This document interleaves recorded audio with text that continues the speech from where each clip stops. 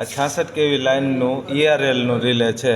ERLના રિલેમાં પણ same siemens જેવું જ એ જ રીતે જોઈ શકાય છે. આ નીચેનો એરો પ્રેસ કરો એટલે સેટિંગ મોડ આવશે લખેલું. સેટિંગ મોડ આવે એટલે ટેસ્ટ રીસેટવાળું બટન દબાવો એટલે આગળ ઇન્સ્ટ્રુમેન્ટ મોડ આવે, એમાં આગળ કરો એટલે ફોલ્ટ ડેટા મોડ આવે. ફોલ્ટ ડેટા મોડ આવે એટલે ફરીથી તમારે નીચેનો એરો પ્રેસ કરવાનો એટલે ફોલ્ટ 1 લખેલો આવશે. ફોલ્ટ 1 લખેલો આવે એમાં ડેટ અને ટાઈમ જોઈ લેવાનો. એ જોઈને પછી આગળ તમારે આ phase IA is equal to 0.00 ગુણ્યા IN એટલે એનો સિટી રેશિયો ગુણવાનો જે કાંઈ ફોલ્ટ કરંટ હોય એમાં.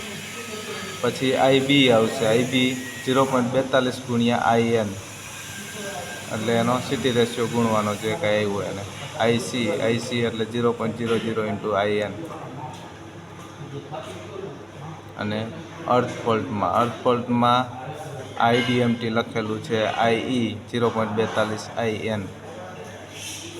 બરાબર, આ જે આવે એ લખી લેવાનો અને એને ગુણ્યા સિટી રેશિયો કરવાથી તમારે એનો ફોલ્ટ કરંટ 6 કિલો એમ્પિયરમાં મળશે.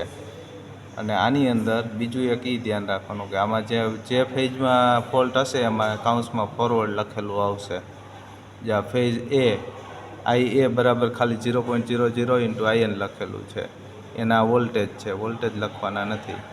ફેઝ B એ જો કાઉન્સમાં ફોરવર્ડ કરેલું છે એટલે આ forward B phase to earth fault થયેલો છે. આ B ફેઝ લખેલું હશે અને આગળ છેલ્લે ન્યુટ્રલ આવશે IN, એમાં IDMT લખેલું હશે. આ અર્થ ફોલ્ટ એમાં IDMT લખેલું છે, IDMTL 0.42 ગુણ્યા IN. આ રીતે એનો ફોલ્ટ કરંટ જોવે. અને સિટી રેશિયો અહીંયા જે લખેલો હોય